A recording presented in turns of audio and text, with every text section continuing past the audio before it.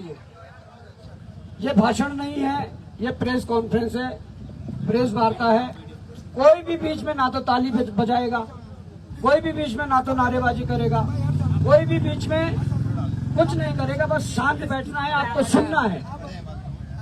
सवाल करेंगे तो पत्रकार साथी करेंगे, आप लोगों को सुनना है। उसके बाद स्क्रीन लगी है, आपको स्क्रीन में भी सब कुछ दिखेगा। पर जब तक यहाँ से प्रेस वार्ता चलेगी तब तक किसी को कुछ नहीं बोलना है। तो शुरू करें। करो।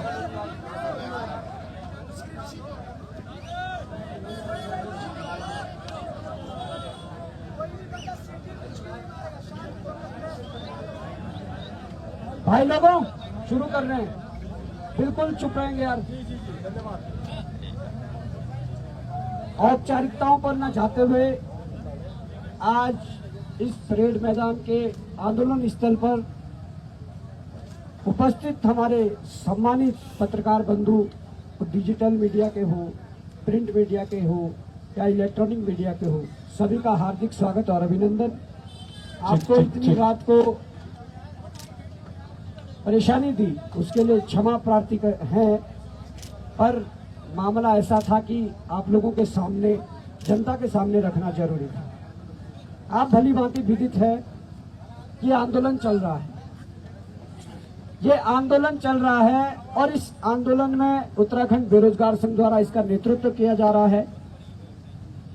और आंदोलन का आज दूसरा दिन था, लगभग 50 घंटे से ज्यादा इसको हो गया है। सुबह माननीय मुख्यमंत्री जी उत्तराखंड बेरोजगार संघ के डेलीगेशन को वार्ता के लिए बुलाते हैं। उत्तराखंड बेरोजगार संघ के जो डेलीगेशन जाता है वो अपनी मांगे रखता है, जिसमें सीबीआई जांच से लेकर पुनर्परीक्षा से लेकर और जो एक असिस्टेंट प्रोफेसर पर गलत मुकदमा हुआ था उसको वापस लेने से लेकर आयु सीमा या परीक्षा परिणाम में पारदर्शिता को लेकर ये तमाम मांगे थी।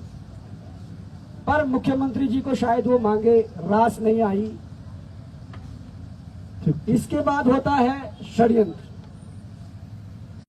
सम्मिलित नकल माफियाओं को बचाने के लिए एक षड्यंत्र रचते हैं। वो क्या करते हैं, एक नकली संयुक्त प्रतियोगिता परीक्षा छात्र मंच बनाते हैं। एक नकली संयुक्त प्रतियोगिता परीक्षा छात्र मंच बनाकर हरिद्वार के लक्सर से लगभग 235 बच्चों को बड़ी 4 से 5 बसों में भरकर देहरादून एकता विहार धरना स्थल पर लाते हैं। और ये वो बसें हैं जिस बस के आगे बैनर लगा हुआ है, ये स्क्रीन में भी आपको दिखेगा, बाद में फोटो के माध्यम से भी देंगे। ये बस के आगे बैनर लगा हुआ है जिसमें संयुक्त प्रतियोगिता परीक्षा छात्र मंच लिखा हुआ है। और ऐसी 5-6 बसें होती है जिसमें लगभग 235 बच्चों को लक्सर से देहरादून एकता विहार धरना स्थल पर लाया जाता है और वहां नारेबाजी की जाती है। वहां नारेबाजी की जाती है कि परीक्षा परिणाम घोषित करो। वहां ये नारेबाजी की जाती है कि परीक्षा परिणाम घोषित करो। और नारेबाजी करने वाले कौन लोग होते हैं, बीए, बीएससी, बीकॉम के फर्स्ट और सेकंड सेमेस्टर वाले छात्र। और यह परीक्षा कौन सी थी, ग्रेजुएट लेवल। ग्रेजुएट लेवल की यह परीक्षा थी जिसके वो परीक्षा परिणाम की मांग करते हैं। जब हमें भनक लगती है, जब हमें सूचना मिलती है कि एकता विहार में भारी भरकम पुलिस बल पहुंचा हुआ है और वहां पर कुछ छात्र पहुंचे हुए हैं जो परीक्षा परिणाम घोषित करने की मांग कर रहे हैं, फर्स्ट और सेकंड सेम के बच्चे थे। जब हमें भनक लगी तो इसी जगह से हमने अपनी टीम को एकता विहार भेजा। और जैसे ही हमारी टीम वहां एंटर होती है, उन्हें भनक लगती है, उनको जल्दी जल्दी बसों में भरा जाता है और बसों को फिर हरिद्वार की उनको कॉल करती है कि इस प्रकार की घटना हुई है और आप सामने आइए नेपाली फार्म तक और रोकिए। ऋषिकेश की टीम की तत्परता में नारा था, परीक्षा परिणाम जारी करो। जो बात उन्होंने कबूल की है, जो बात उन्होंने स्वीकार की है। इसी बीच उत्तराखंड DIPR पर एक पोस्ट अपलोड होती है ये सरकारी पेज है हमारे उत्तराखंड सरकार का, और उस पेज पर पोस्ट में लिखा जाता है कि संयुक्त प्रतियोगिता परीक्षा छात्र संघ लिखा जाता है, जबकि जो बैनर लगा हुआ है वो मंच का है। जो ज्ञापन है, जो ज्ञापन मुख्यमंत्री जी को दिया गया, राम भाई ज्ञापन दिखाइए, वो ज्ञापन लेटर पैड बना रखा है संयुक्त प्रतियोगिता परीक्षा छात्र मंच की तरफ से। तो पोस्ट डाली जाती है कि इस मंच की ओर से अनुरोध किया गया है कि जो परीक्षा हुई है वो पूरी तरह पूर्णतः निष्पक्ष, पारदर्शिता एवं नकल विहीन तरीके से संपन्न हुई है। ये उनका कहना है। जो BA, BSc, BCom first year और सेकंड ईयर या फर्स्ट सेम सेकंड सेम के बच्चे हैं। अब सोचिए कोई मुख्यमंत्री इतना कैसे गिरता है और क्यों गिरता है। यहाँ आंदोलन चल रहा है, यहाँ वो सारे बच्चे हैं जिन बच्चों ने परीक्षा दे रखी है, वो सारे बच्चे हैं जो लगातार कई सालों से मेहनत कर रहे हैं। अब इसलिए मुझे लगता है कि इसलिए इतने नीचे गिर गए मुख्यमंत्री, उनकी हरकतों से लगता है कि पेपर में छोटी मोटी धांधली नहीं, बड़े स्तर की धांधली हुई है, जिसको बचाने के लिए इस प्रकार के षड्यंत्र करने पड़ रहे हैं कि कॉलेज और स्कूलों के बच्चे मंगवाने पड़ रहे हैं और इन लोगों के खिलाफ नारे लगवाने पड़ रहे हैं परीक्षा परिणाम जारी करवाने के लिए। और इसीलिए अपने मंत्रियों विधायकों से भी एक ही लाइन बुलवा रहे हैं कि पेपर लीक नहीं हुआ, 3 पन्ने बाहर आए। अब ये परीक्षा बचाने के लिए षड्यंत्र है और परीक्षा इसलिए बचाई जा रही है। अगर इसमें कई लोगों से लाखों रुपए नहीं लिया होता, करोड़ों रुपए नहीं लिया होता, निश्चित ही ये परीक्षा आज तक निरस्त हो गई होती और आगे की तिथि भी घोषित हो जाती। परंतु इसमें फंसा हुआ है करोड़ों रुपए। करोड़ों रुपए फंसने के बाद इस प्रकार के षड्यंत्र किए जा रहे हैं। ये षड्यंत्र बड़ा है, परंतु इन चोरों का कोई पता नहीं है ये आगे क्या षड्यंत्र करते हैं। ये भी मैं अभी बता दे रहा हूं। कल हो सके, कल या परसों षड्यंत्र करते हैं और खालिद से क्या बुलवाते हैं प्रेशर में लाने के लिए। क्योंकि सोशल मीडिया पर कई महीनों से एक पेज चल रहा है, वसूली अभियान मोर्चा का पेज, जिसमें मोस्टली बॉबी पवार, त्रिभुवन चौहान, स्वाभिमान मोर्चा के लोग या बेरोजगार संघ के लोग जो बॉबी पवार के साथ खड़े रहते हैं, उनको बदनाम करने की हर दिन पोस्टें डलती हैं। वसूली अभियान मोर्चा पेज जो है, इस प्रदेश का मुख्यमंत्री एक पुलिस अधिकारी के माध्यम से चला रहा है। इस प्रदेश का मुख्यमंत्री धामी एक पुलिस अधिकारी के माध्यम से चला रहा है।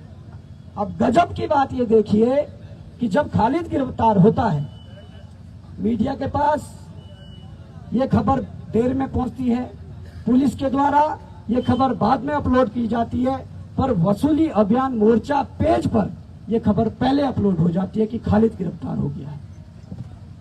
तो ये कितनी गंभीर बात है। और मैं अभी कह रहा हूं ना कि पुलिस अधिकारी के माध्यम से मुख्यमंत्री ये पेज चला रहे हैं। मुझे उस पुलिस अधिकारी का नाम पता है, मैं अभी नहीं खोलना चाहूंगा। मुझे उस पुलिस अधिकारी का नाम पता है जो इस षड्यंत्र के पीछे है। अब बात यह है, ये तो स्पष्ट हो गया कि परीक्षा में बड़े लेवल की धांधली हुई है, क्योंकि इस प्रकार के षड्यंत्र तभी किए जाते हैं, इस प्रकार के डेलीगेशन तभी बुलाए जाते हैं। अब कुछ इसके अलावा जब यह घटना कल हुई तो हरिद्वार में भी हलचल हुई। प्रेस के सभी साथियों का प्रेस नोट में लिखा गया है साफ साफ, आप ध्यान से सुनिएगा क्योंकि ये संलिप्तता भारतीय जनता पार्टी की कैसे है वो स्पष्ट होता है इसमें। बच्चों की जान से खिलवाड़, जिम्मेदार अधिकारी कटघरे में।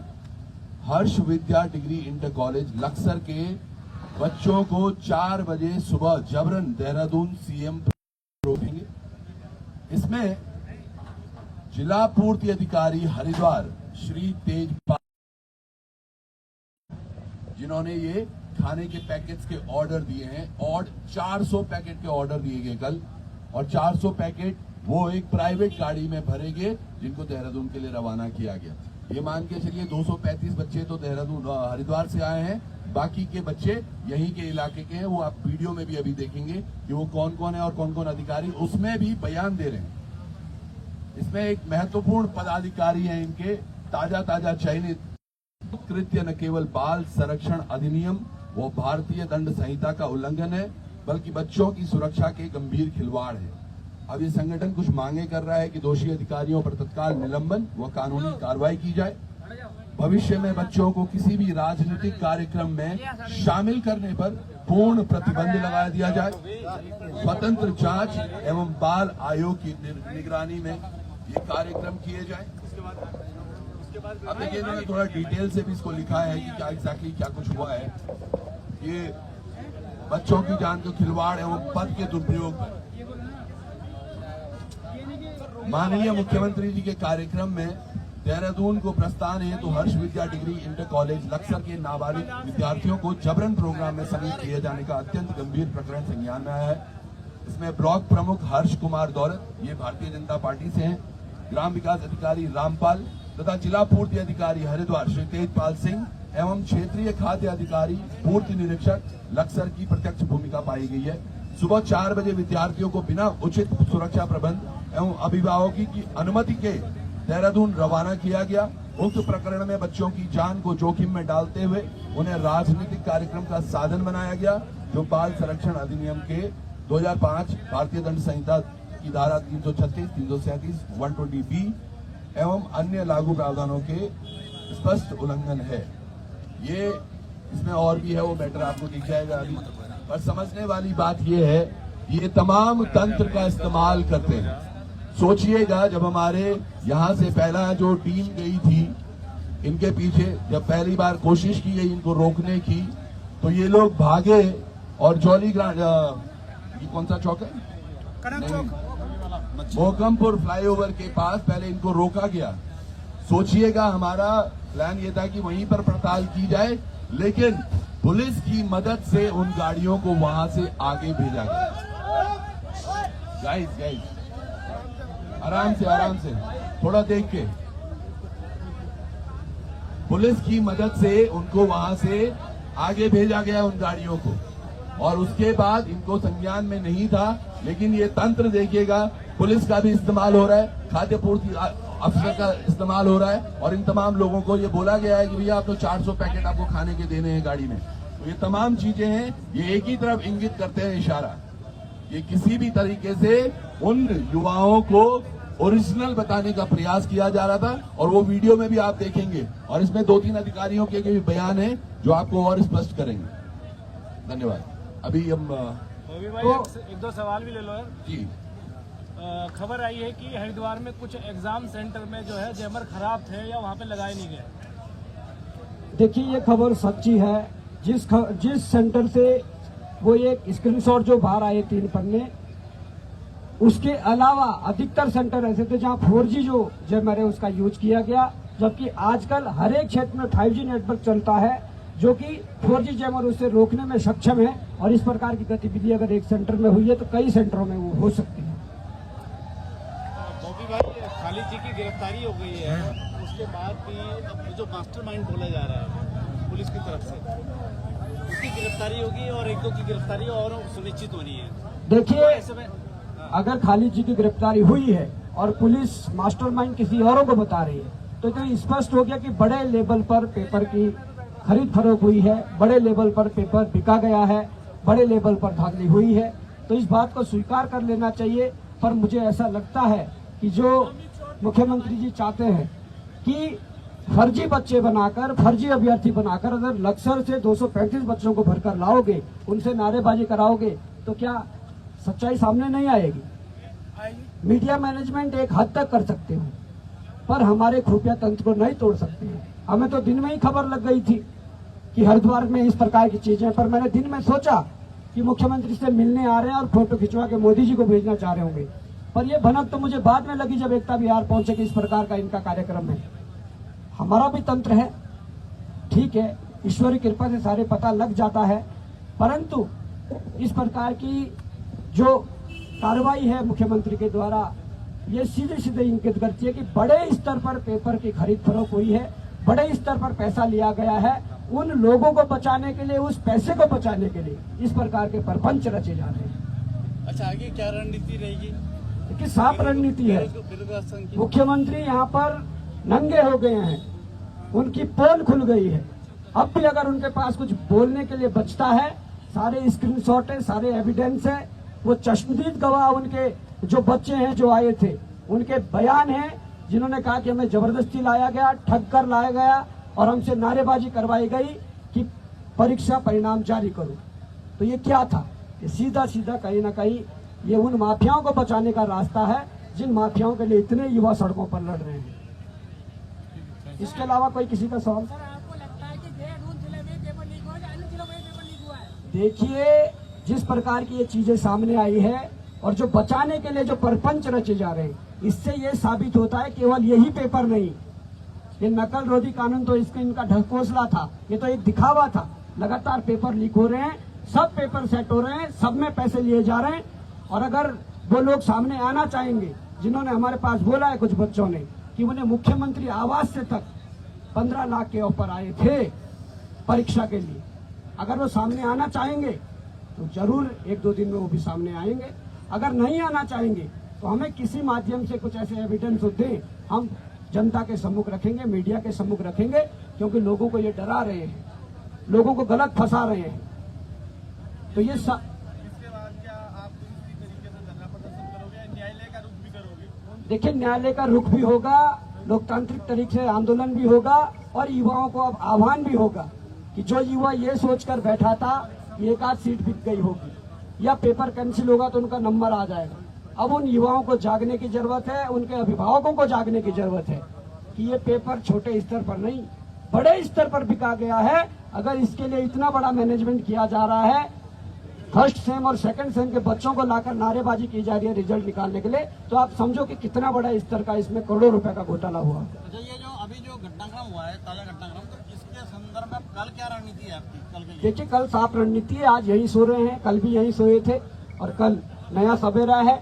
पूरे हमारे युवाओं को आह्वान किया गया है और जितने युवा साथी यहाँ हैं, अपने यार दोस्त, अपने भाई बहन जितने भी परिचित हैं, सबको बुलाइए, क्योंकि आपने सारी दशा देख ली है और बाकी दशा आप यहाँ पर स्क्रीन पर देखोगे कि किस प्रकार की चीजें हैं। बॉबी भाई, सॉल्यूशन क्या है इसका?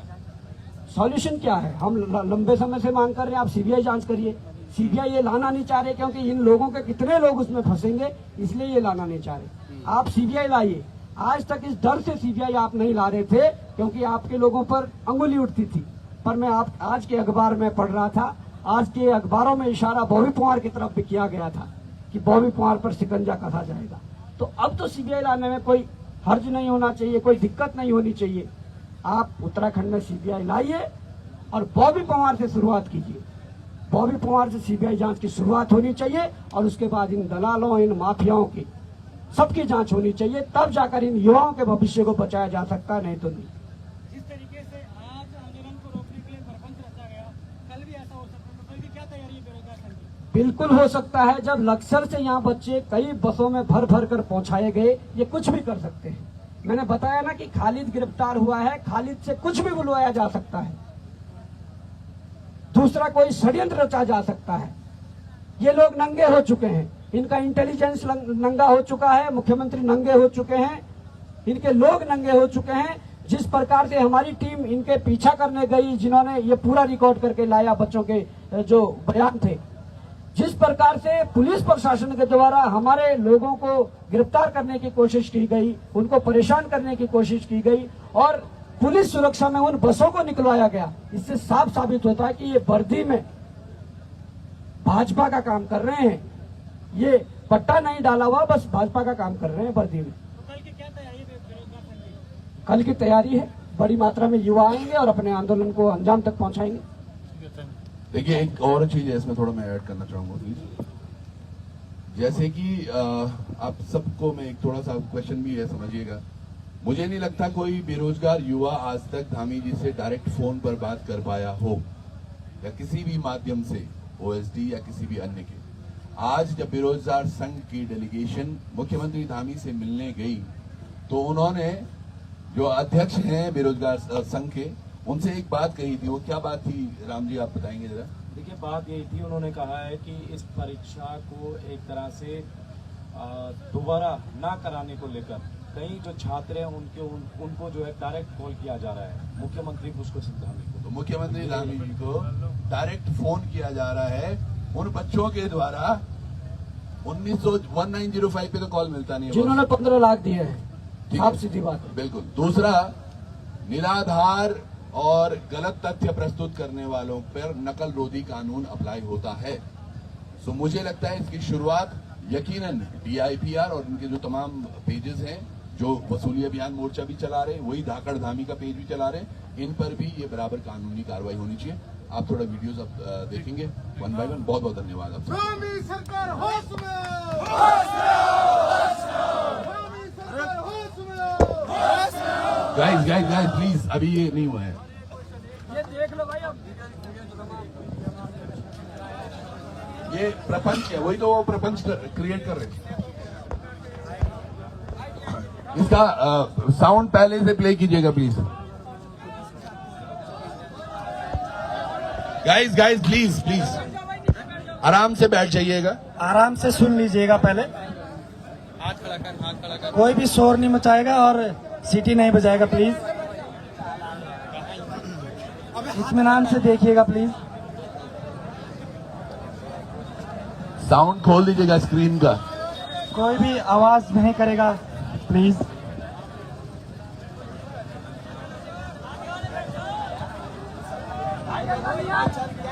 कोई भी शोर नहीं करेगा प्लीज साथियों। हल्ला नहीं करेंगे और आपसे आगे वाले बैठ विनम्र जाएंगे। निवेदन है, ये हमारे तो क्या हो रहा था वहाँ सर? एक दो तंबू लगे हुए थे, छोटा सा ग्राउंड था।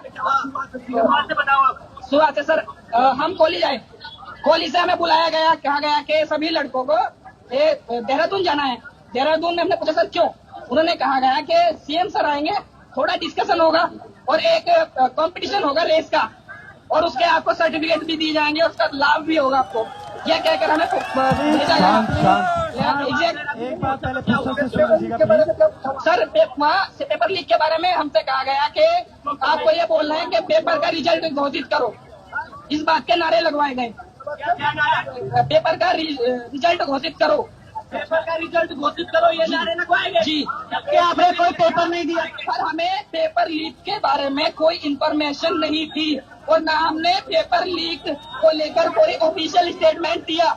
हमें ये जो रॉन्ग इंफॉर्मेशन देकर यहाँ भेजा गया, ठीक है, और हम आए सर वही बोला धरना स्थल पर। जी सर। कॉलेज का मालिक का नाम क्या है? हर्ष कुमार दौलत। हर्ष कुंवर दौलत, आपके कॉलेज का मालिक का नाम क्या है? Next video please.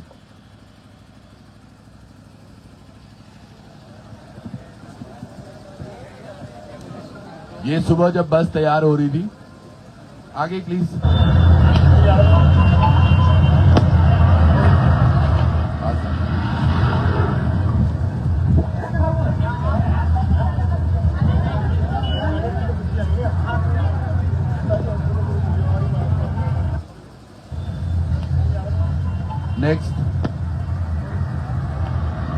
Next video next.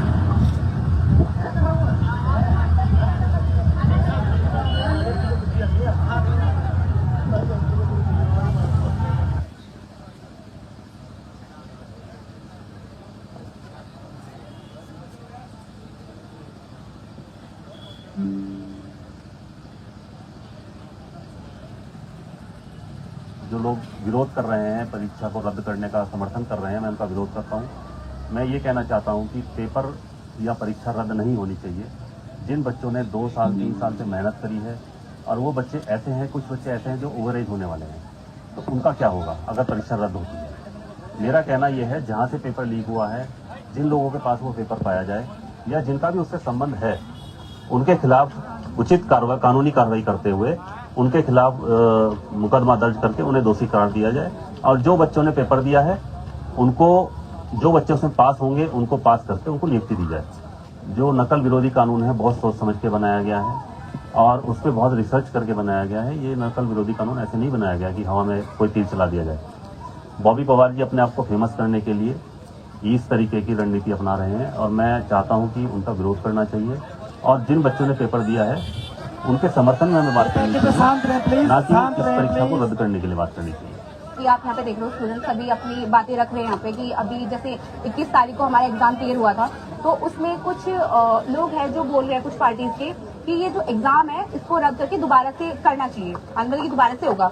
But कुछ स्टूडेंट्स हैं जो इतनी मेहनत करके आगे तक आए हैं और वो नहीं चाहते ऐसा कुछ हो, बट कुछ पॉलिटिक्स मुद्दे यहाँ पे क्रिएट हो रहे हैं कि चीजें होनी चाहिए। तो मेरा और मेरे जितने भी यहाँ पे स्टूडेंट्स भाई लोग हैं सब यही कह रहे हैं कि ये चीजें नहीं होनी चाहिए। तो हम सब यही चाहते हैं कि ये जो पॉलिटिक्स मुद्दा ये अलग जाए, लेकिन इसमें ना स्टूडेंट्स को टारगेट ना किया जाए प्लीज, क्योंकि हम लोग नहीं चाहते कि ये दोबारा परीक्षा हो, क्योंकि हम लोगों ने यहाँ पे बहुत मेहनत करी है।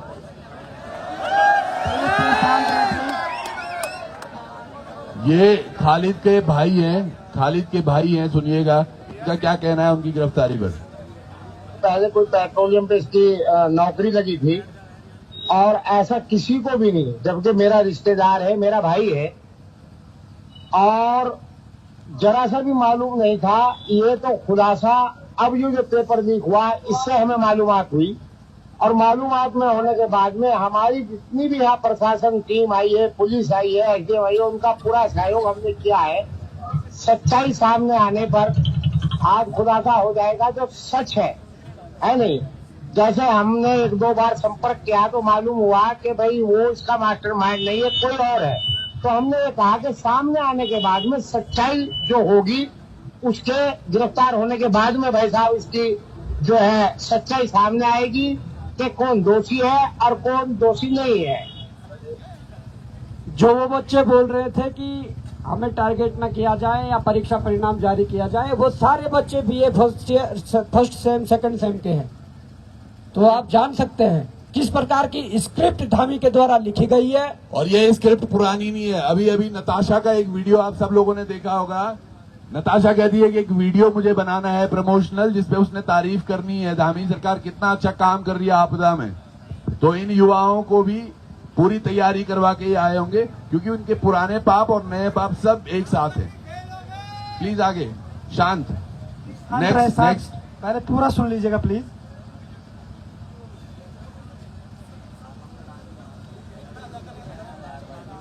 Next video.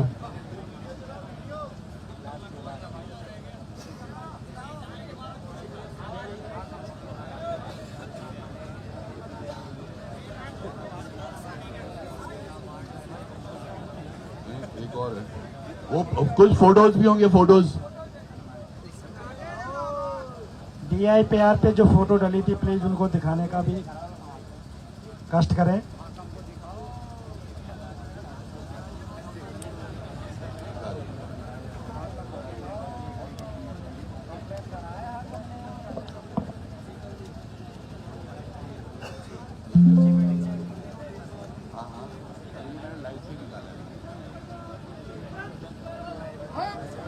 गली गली में शोर है, अरे गली गली में शोर है, अरे पुष्कर धामी शर्म करो, अरे पुष्कर धामी शर्म करो, अरे शर्म नहीं तो डूब मरो, अरे शर्म नहीं तो डूब मरो, अरे पुष्कर धामी मुर्दाबाद, अरे पुष्कर धामी मुर्दाबाद, अरे पुष्कर धामी मुर्दाबाद, भ्रष्ट सरकार हो बर्बाद, भ्रष्ट सरकार हो बर्बाद। तो साथियों सारी चीजें आप लोगों ने देख ली है, किस तरीके का षड्यंत्र युवाओं के साथ रचा जा रहा है। उन्हें युवाओं के भविष्य से चिंता नहीं है, उनकी चिंता यह है कि जिन लोगों ने उन्हें पैसे दिए हैं, जो बरसात में खनन कम हो गया था वहां से पैसा नहीं आ पाया, वो भर्ती घोटालों में बच्चों से पैसा इकट्ठा करके दिल्ली कैसा भिजवाना था, वो सारी समीकरणें सेट करनी है। तो मैं कहना चाहूंगा कल सब लोग आए और इनके छाती पर चढ़कर का जो आंदोलन है वो लगातार जारी है और आज भी रात भर यहीं पर रहने वाले हैं और संख्या ये है आंदोलन अब उनका और तेज होने वाला